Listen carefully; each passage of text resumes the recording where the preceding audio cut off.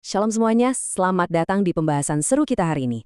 Kita bakal mengupas tuntas salah satu peristiwa paling epik dan monumental sepanjang sejarah, yaitu tulah pertama di Mesir saat air berubah menjadi darah.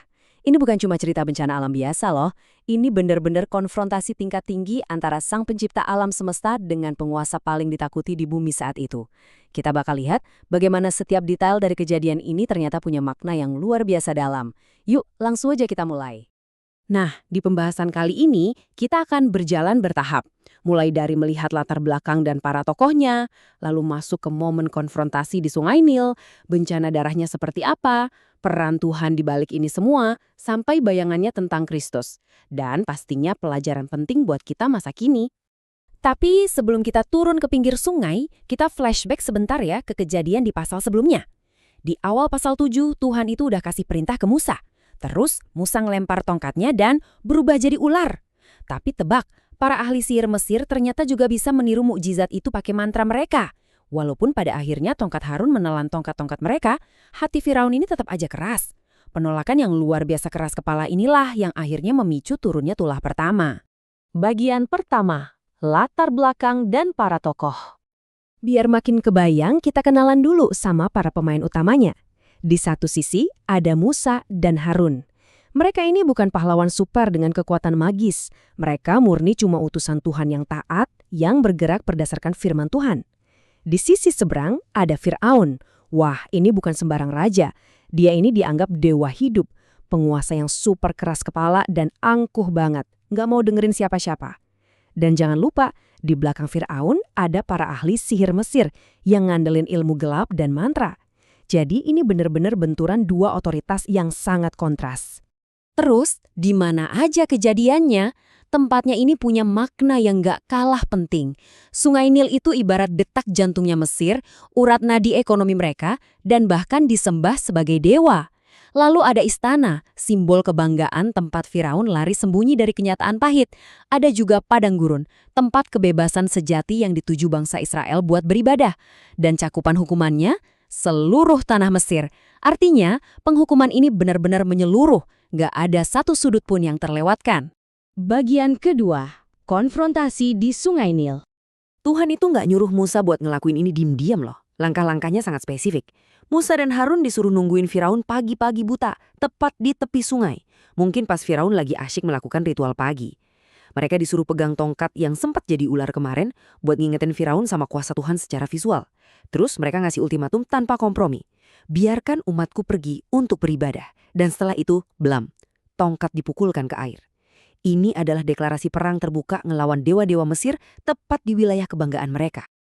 Bagian ketiga, bencana darah dan akibatnya. Coba deh kalian bayangin kengeriannya.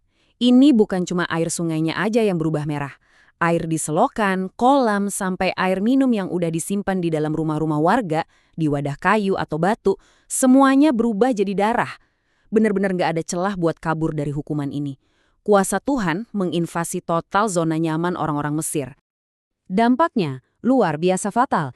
Ikan-ikan mati bergelimpangan, bau busuk menyengat ke seluruh penjuru negeri, dan terjadi krisis air minum massal. Lalu apa solusi buatan manusianya? Orang Mesir sampai harus capek-capek gali tanah di sekitar pinggiran sungai cuma buat nyari sedikit rembesan air tanah. Dan yang bikin geleng-geleng kepala, para ahli sihir bukan yang ngebantu beresin masalah, mereka malah ikut-ikutan diruin mujizat itu.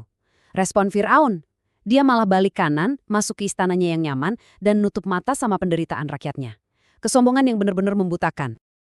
Dan tahu nggak berapa lama ini terjadi? 7 hari penuh. Bencana kelaparan, air, dan bau kematian ini nggak cuma berlangsung hitungan jam. Angka 7 ini menunjukkan kelengkapan dan kesempurnaan hukuman Tuhan. Tuhan kasih waktu seminggu penuh buat Fir'aun mikir dan bertobat, tapi sayangnya dia terus menolak. Bagian keempat, peran Tuhan sepanjang zaman. Poin intinya sebenarnya ada di ayat ini nih. Dari hal yang berikut akan kau ketahui bahwa akulah Tuhan.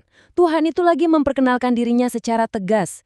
Ingat kan sebelumnya Firaun dengan angkuhnya nanya, siapa sih Tuhan itu kok aku harus dengerin dia? Nah, lewat sungai yang penuh darah ini, Tuhan ngasih jawaban telak. Dia membuktikan kalau dia itu Yahweh, penguasa mutlak yang mengendalikan segalanya. Peran Tuhan di sini benar-benar luas banget. Pertama, Dia lagi memenuhi janji perjanjiannya ke para leluhur Israel buat ngebebasin keturunan mereka. Kedua, ini tuh penghakiman langsung buat dewa Sungai Nil ngebuktiin kalau Allah Mesir itu cuma ilusi belaka. Dan ketiga, ini semacam spoiler kenabian buat masa depan. Kalau kita baca kitab Wahyu di Perjanjian Baru, ada hukuman akhir zaman yang polanya persis, air laut dan sungai jadi darah. Tuhan yang menghakimi di masa lalu adalah Tuhan yang sama yang memegang kendali atas masa depan kita. Bagian kelima, bayangan Kristus dan maknanya. Ini bagian yang paling brilian dari rencana Tuhan. Coba perhatiin polanya. Tulah pertama zaman Musa, melalui hukum Taurat, itu mengubah air jadi darah. Sesuatu yang membawa penghukuman, kehausan, dan kematian. Tapi bandingin sama mujizat pertamanya Yesus di Kana. Dia mengubah air menjadi apa? Menjadi anggur. Sesuatu yang melambangkan anugerah, kehidupan, dan sukacita yang melimpah. Hukum Taurat membawa kutuk karena dosa manusia, tapi Yesus datang bawa anugerah keselamatan. Darah di Sungai Nil itu lambang maut dan murka Tuhan atas kesombongan manusia. Tapi puji Tuhan, Perjanjian Baru memperkenalkan kita pada darah yang beda banget. Darah Yesus Kristus di kayu salib. Darah Kristus nggak membawa bau busuk kematian. Justru ngebawa pengampunan dosa, keselamatan, dan hidup yang kekal buat siapa aja yang percaya sama Dia. Dari sungai penghukuman di Mesir, sejarah penebusan ngebawa kita ke kayu salib anugerah di Golgota. Bagian keenam. Pelajaran penting masa kini. Jadi, apa yang bisa kita pelajari buat keseharian kita? Pertama, ketaatan mutlak seperti Musa dan Harun, sekalipun harus ngadepin rintangan raksasa, itu kunci supaya rencana Tuhan terjadi di hidup kita. Kedua, sikap keras kepala dan sombong ala Firaun itu nggak akan bawa apa-apa selain kehancuran buat diri sendiri. Dan yang paling penting, solusi buatan manusia itu nggak akan pernah cukup. Mau gali-gali nyari jalan keluar sendiri, atau ngandelin kekuatan duniawi, kita nggak bisa melawan kedaulatan Tuhan. Kita harus tunduk padanya. Nah, pertanyaan kritis buat kita semua hari ini. Saat teguran Tuhan datang menyapa hidup kalian, saat firman-Nya terdengar, apakah kalian lagi sembunyi di istana kesombongan dan mengeraskan hati seperti Firaun? Ataukah kalian memilih buat merendahkan hati, tunduk, dan taat seperti Musa? Pilihan itu, teman-teman, yang bakal nentuin arah hidup kalian. Ikuti, komen, dan share video ini agar semakin banyak orang yang terberkati. Ikuti terus video SPJ_Alkitab. Tuhan Yesus memberkati.